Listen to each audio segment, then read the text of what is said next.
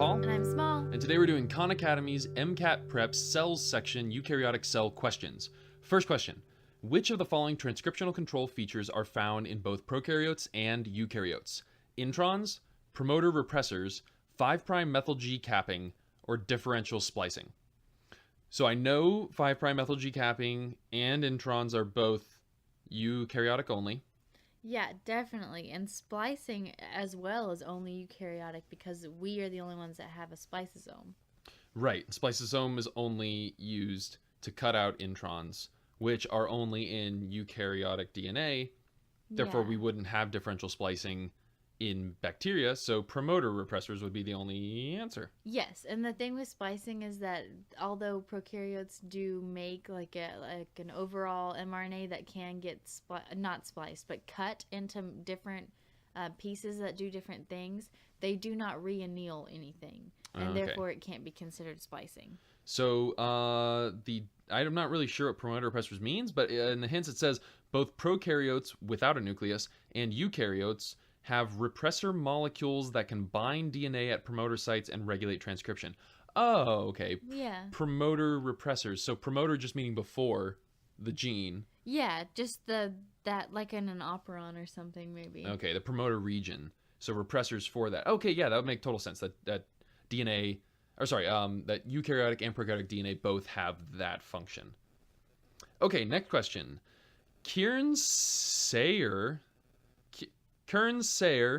syndrome, There you go.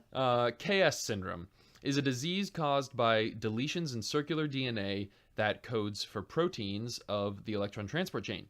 What is its inheritance pattern? Ooh, okay. Autosomal recessive through the paternal line, X-linked through the maternal line. Now, Small. Yes. If they're telling me that this is a syndrome that would exist in people, presumably, and that it's a deletion in circular DNA. That's kind of bizarre. I didn't know we had circular DNA. And it codes for proteins involved in the electron transport chain.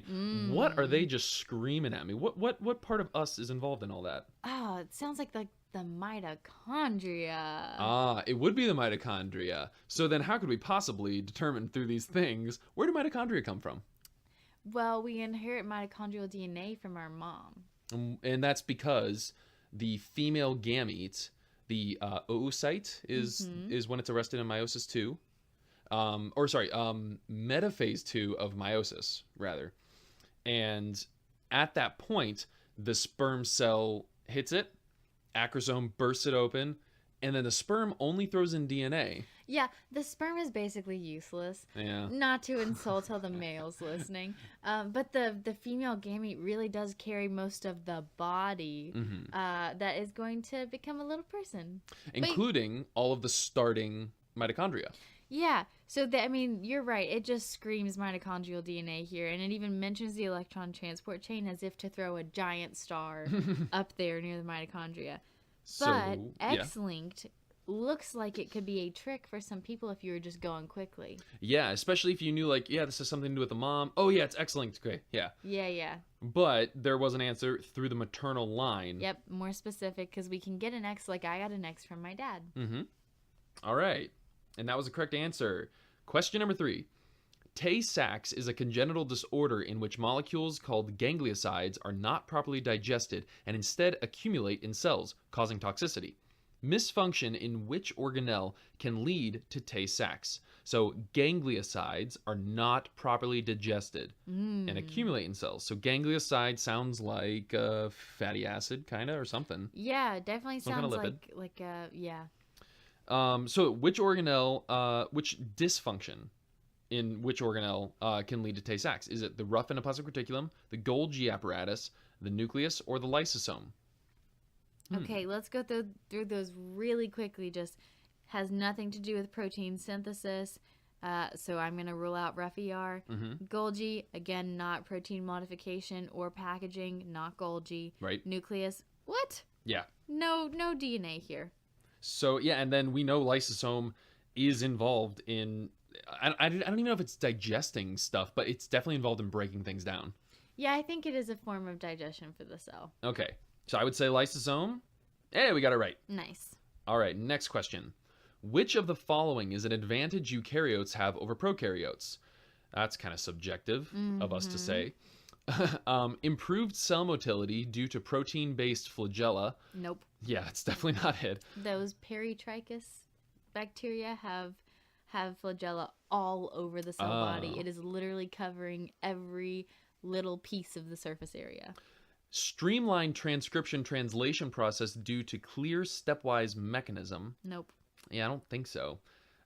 Increased stability of genetic information due to double-stranded DNA. That's not true either because bacteria have double-stranded DNA. Or increased compartmentalization. That is a long word when you look at it. Allowing for specialization. That's true. Memory-bound organelles. Yep, only obvious choice here. That means we could have like a lysosome with a super low pH right next to the rest of the cell at a higher pH. What a great example. Yeah. And so streamlined transcription translation process, that is a beautiful answer for why prokaryotes have an easier time creating protein, because they are not both spatially and temporally separated in creating that mRNA in the cytoplasm and then allowing a ribosome to jump right on it. Yeah. They really have an advantage in that sense. So yeah, the correct answer is increased compartmentalization, allowing for specialization. Wonderful. All right, question number 5. Which of the following is not involved in cell motility? Oh, God. Microfilaments, microtubules, intermediate filaments, flagella. Okay, flagella is wrong. Right. Microtubules, I know those are involved in... No, microtubules, I think, make up... Extension, right, for division? They do extension and division for centrioles. Okay. But I think microtubules are also involved in making flagella. Okay. I think. Microfilaments, that's actin. Yep. Actin, I think, does extension. Intermediate filaments, for some reason, I remember in cell phys, intermediate filaments were all about structure. Okay, well, I have no idea. I would have gone with microtubules because I just don't know. I could rule out 2 of them because you taught me that microfilaments and film kind of looks like film, and actin work with film, and so that's how I remember that one. Semantic memory is fantastic. Yes, and then I worked on flagellar biosynthesis for a year and a half in a biochem lab, so that one is not true. So I would have guessed and probably gotten it wrong. I would have guessed intermediate filaments. Hey, okay, I got it right. So nice. Let's look and make sure we got everything straight here. So microfilaments are made out of actin. They work with myosin filaments to contract the cell. Microtubules are components of both flagella and cilia. Okay, I was right there. Intermediate filaments help the cell retain its shape in the face of mechanical stress, but are not involved in motility. So how do I make a way to remember that? Okay, so intermediate filaments in cell structure, they are intermediate filaments. Oh, God. Okay, so here's how I'm going to remember it. Okay. When you're building a house, in order to build kind of like the top part of it, sometimes you have to build a whole bunch of wooden structures before you can put down all of your like cement and other things like that, and some bricks. And so you have an intermediate structure that helps you get to your final product. Oh my God, that's actually fantastic. You're welcome. That's and in fact, I kind of like construction stuff, but that's a part of construction that a lot of people don't realize that is so important, to have that intermediate structure. Yeah. So intermediate filaments help retain the shape of your, concrete as you're pouring your foundation or something. Oh, I'm so embarrassed that I didn't know that microtubules were a part of flagella after working on how flagella are created with the various different proteins and BLI for however many years. Woo! Okay. All right, next question. Muscle cells will have increased amounts of which organelles? Oh, yes, I love this question. All right, is it smooth endoplasmic reticulum and mitochondria, rough endoplasmic reticulum and ribosomes, mitochondria and chloroplasts, rough endoplasmic reticulum and smooth endoplasmic reticulum? Oh, wow. So the 2 organelles I thought that they were going to be on here are not on here together. Okay, so muscle cells. Yep. I would say mitochondria. Yes. Because we need energy. Yep. But the chloroplasts are definitely not in muscle cells. Right. I think that was a lovely answer choice for us. So the only other one with mitochondria in it is smooth endoplasmic reticulum and mitochondria. I would hazard to say that smoothie art, after we, have arrested our, our aerobic respiration, Mm. and we start getting into some of that anaerobic, some of that lactic acid that builds up, I wonder if we have more smoothie art to break that down. Oh my God. I'll bet you're right. I hope so. Let's check it. Yay! But let's look at those hints to make sure that our thinking was correct. Okay, muscle cells. No, sarcoplasmic reticulum. That's why. What is a sarcoplasmic reticulum? The thing in our muscle cells that literally releases calcium for us. Calcium's involved in like tropomyosin and Troponin and all that. Yeah, for yeah. the actin and myosin to, the sliding filament mechanism. I cannot believe that I didn't catch that. So sarcoplasmic reticulum is a modified endoplasmic reticulum that helps store calcium. Sarcoplasmic reticulum is modified smooth endoplasmic reticulum. Muscle cells contain more mitochondria, which we got that right away, and smooth endoplasmic reticulum for efficient contractions than other cells of the body. Okay, so we have the sarcoplasmic reticulum, which is a modified version of the endoplasmic reticulum that holds calcium. Yep. And that gets released into the sarcomere, which is that whole... Oh my goodness. That's the whole complex of troponin, tropomyosin, actin. The I band, the A band, the H band, all of that good stuff. Okay, next question. Inclusion cell disease? Inclusion cell disease is a congenital condition that comes from the lack of a single protein. On an intracellular level, proteins meant for the lysosome are sent to the extracellular space. Considering this phenotype, which organelle is most directly affected by the missing protein? I'd like everyone to know that we do really read these. We do not look at these before we make these recordings because we want a more organic, natural flow of answering, and we definitely get that. The one thing that lacks is proper enunciation when I'm reading the questions, so please bear with me. Okay, answer choices. Lysosomes, Golgi apparatus, ribosomes, rough endoplasmic reticulum. We want to know which organelle is most directly affected by the missing protein, and we know that that proteins that are meant for lysosome are sent to the extracellular space. This is a trick question. Ooh, okay. So tell me why this is a trick question. Okay, so my answer choice is lysosomes, Golgi, ribosomes, rough ER. Mm-hmm. Okay, ribosomes, rough ER, involved in protein creation. So let me go back and see what it tells me is going on.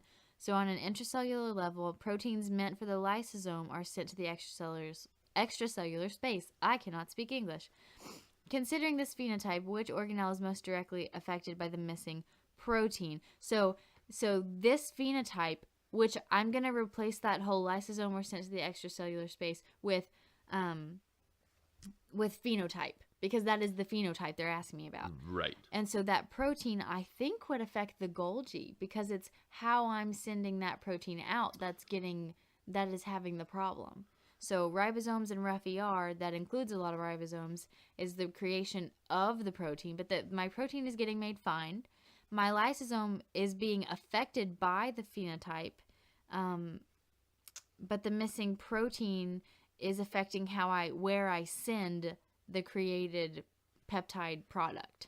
Okay. So Did I totally overthink that? You said something there. When you said this was a trick question, the answer I came up with first was Golgi. And when you said it was a trick question, I reread it and I was like, oh, you're right. It is a trick question. Oh, no. I way overthought it. I think you overthought it. So hear me out here.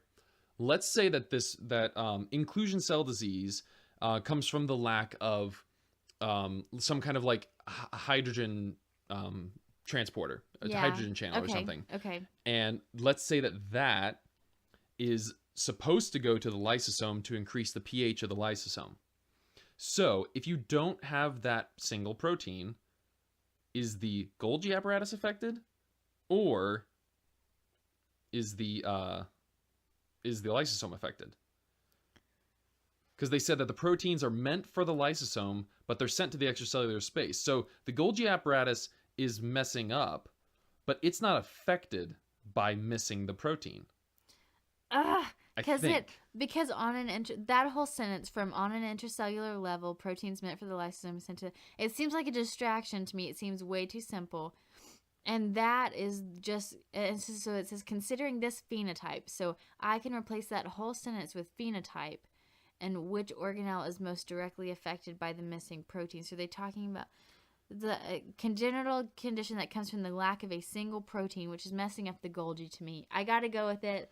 So it's really in my head. And we're about to answer this, but no. You also said, when you were going through all the answers, you said lysosomes, yeah, that's the one that's being affected, but...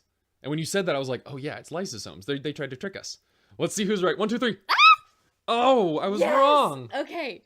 I hate this question, and I hate everything. I hate the MCAT. It's Don't stupid. get so stressed out that you are like second guessing all of their trick questions and yourself and all of the possible answers and everything. But don't go to med school. Okay. Okay.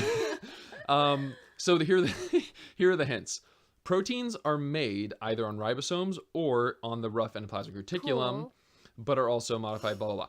Okay, while lysosomal diseases do occur, in the case of eye cell disease, so inclusion cell disease, the proteins never make it to the lysosome, which remains functional. Says who it remains functional? I thought that was the whole thing. Okay, the Golgi apparatus is responsible for tagging the proteins to the appropriate location. Okay, so patients are missing an important Golgi protein that tells other proteins to go to the lysosome. So the Golgi is what gives localization sequences to those proteins, I think. Yeah, and I am 100% on board. You're just wondering, like, why that? So it's because they chose a peptide. I think if they had said use some other biomolecule as the product, it would have been less confusing. Because they used affected by the missing protein, and then there's one protein that's going outside the cell, and there's also, so that protein that's going outside of the cell is the product. And I think that just needs to be looked at as a product and a phenotype at the end of a long line of things. And then the lack of a single protein causing the disease is a different problem. So the actual question says, considering this phenotype, which is losing proteins meant for the lysosome, which organelle is directly affected by the missing protein? The organelle sending those proteins to the lysosome. Why is the Golgi apparatus affected, though? Because it's just screwing up. The Golgi still is like kicking, but the lysosome's missing one of its proteins. Right. That's what I'm telling you. There's 2 different proteins here. What? Yeah. In the beginning, I must not be good at English because I'm not getting this point across. I apologize. This is my ability not to reword things. Okay, so let me try again, and in a more simple way. So the first sentence basically tells me that there is a single protein deficiency that's causing some disease. Yes. The next sentence is a trick because it mentions that another protein is not being sent to the correct organelle. It's being sent outside the cell. And that whole thing is a trick because that is the result of the disease. And if they had used a different biomolecule, like on an intracellular level, a lipid meant for the lysosome is sent to the extracellular matrix, you would have been like, or extracellular space, you would have been like, oh, that's the phenotype. And it says, what organelle is most directly affected by the missing original problem? I would still say it's the lysosome. No. If it's a protein that causes a problem in lysosomes. It is a protein that causes a problem in the Golgi, meaning that the product the Golgi makes never makes it to the lysosome. Right. And if it's supposedly something that is used by the lysosome, then the Golgi itself is not affected by missing the protein. The Golgi's just not, it's not getting it to the lysosome. You're not listening to the words that I'm saying, Linda. That protein is the product, and that is the phenotype, right? That missing protein for the lysosome is the phenotype of the disease. Yes. So considering that. No. That's not what they're asking me, though. They're asking which organelle is most directly affected by the missing protein considering of the first, that phenotype. Right. Which means that just think about what that means. Okay. So what is the end product of that pathway? The phenotype is that the Golgi apparatus is not working correctly. Yeah. Yeah, and because it meant I see if they had used a different biomolecule, I think this question would have made way more sense, and that's why I immediately said it was a trick question. Mm. Because this is one of Mead's questions. I had a biochem teacher who asked us questions like this, and it was rough. But it makes you overthink everything, and sometimes it's for good reason. I hate this. I don't like it. Next question. Okay. Okay. The function of which cellular structure would be least affected by a malfunctioning Golgi apparatus? Oh, I bet it's not lysosome. Right. Secretory vesicles, lysosome, plasma membrane, endoplasmic reticulum. Okay, which would be least affected by a malfunctioning Golgi apparatus? So Golgi apparati, they do secrete vesicles. Yep. What we learned from the last one is that they do a bad job of secreting proteins to lysosomes. Oh no. But they still do it. They do also send proteins to the plasma membrane. In secretory vesicles. Right. However, the endoplasmic reticulum, I think, precedes the Golgi apparatus in the central dogma, like the extended central dogma. The endoplasmic reticulum is rough or smooth, is where proteins are either created or then like packed into vesicles to be sent to the Golgi. So it's one step too far in previous to the Golgi. Cue the hypnotizing music. Dear pre-meds, know your overall basic cell structure, even if you haven't looked at it since middle school and you made a cake of it for your 7th grade teacher. That sounds oddly specific. I'm going to say endoplasmic reticulum. Yeah. And we got it right. Just know the basic layout. So know that, like, if I start from the nucleus, that structure determines function thing in biology that we always come back to. Right. So the nucleus, we do transcription in there, and then mRNA is, there's the spliceosome happens. We create mature mRNA. It goes out, like you mentioned, right to the rough ER that's right next to the nucleus. Gets turned into proteins that are then modified in a stepwise fashion and then sent out to their final location after processing in the Golgi. Awesome. Okay, question number 9. What cellular process would you expect to immediately disrupt if you added a protein that depolymerized microtubules? So we're destroying microtubules. What's going to get messed up? Mitosis, transcription, fatty acid catabolism, or protein production? This seems kind of straightforward. We did say that microtubules are involved in centrioles. Yes. Oh. I am totally unfamiliar with all of the tubules. And I just have not rehearsed this information enough to be comfortable with it. We are really meta with our MCAT studying that we use psych-soc verbiage like everywhere. Yeah, I'm going to have to look at these microtubules and intermediate filaments and all of this sort of thing a whole bunch more times. Okay, so mitosis. So okay. The centrioles, they use microtubules. Not exactly sure the exact structure, but microtubules are used to grab all that good stuff in the middle and tear it to sides and then make 2 new cells. Is that how mitosis happens? That's exactly how mitosis just like that? happens. Okay. Okay, last question. Which of the following statements regarding DNA replication is true? Prokaryotic polymerases work at a faster rate than eukaryotic ones. The timing of replication is tightly regulated in both eukaryotes and prokaryotes. Both prokaryotic and eukaryotic DNA has multiple origins of replication. Or eukaryotes use DNA gyrase, while prokaryotic DNA is small enough to not need it. That smells wrong. That one smells very wrong. One DNA is not smaller than another DNA. Yeah. Okay, so that one seems wrong. They want to know what's true about DNA replication. So prokaryotic and eukaryotic DNA has multiple origins of replication. I think prokaryotes can have one for several, but do they have multiple? Right. I think they have multiple. Yeah, different oocytes.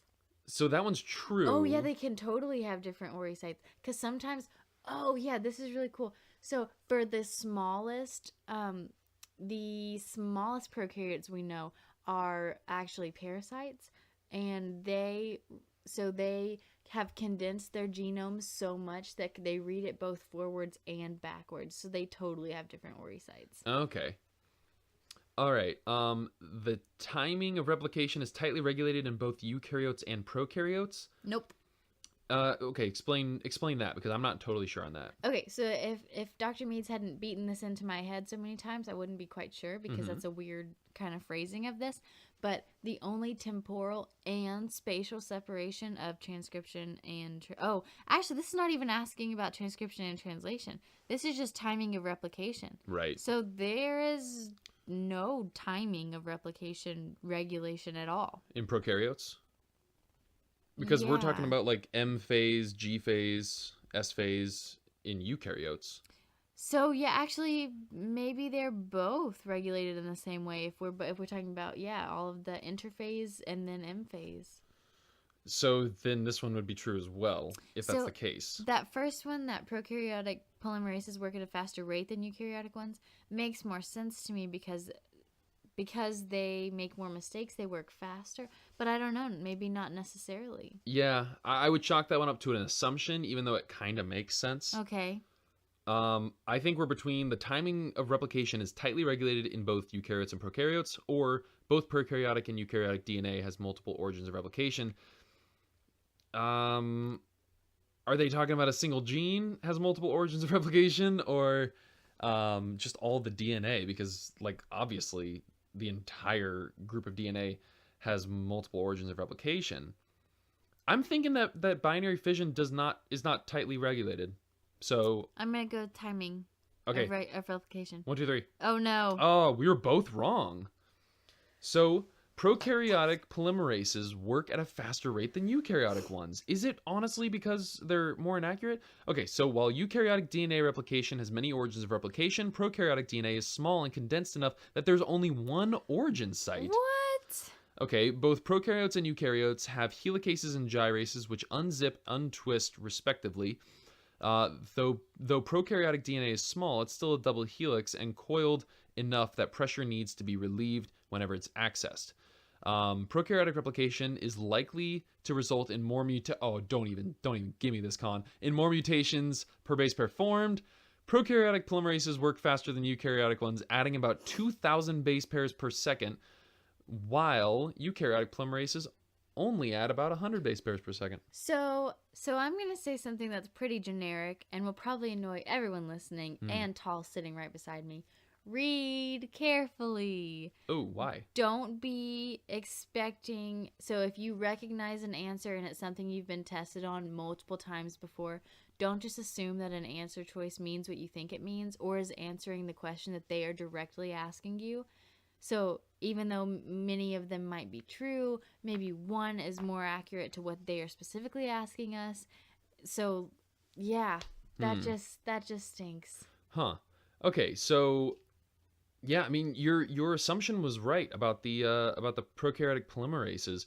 So I think the lesson we have learned here is absolutely like just the basic facts about eukaryotic cells. I know us both as biology majors, you'd expect that we would know this front and back, but we actually know way more about like metabolism and biochemistry and enzyme kinetics, things like that. That's more fresh on our mind because that's more of the upper level stuff. However, those foundations are still very important, and all you bio majors out there, wait until you go through any of these like MCAT prep books and you look through the biology section and you realize, oh, I don't remember how meiosis works. Yeah. I think I mentioned what I said because I was expecting the timing of replication is tightly regulated in both types of cells.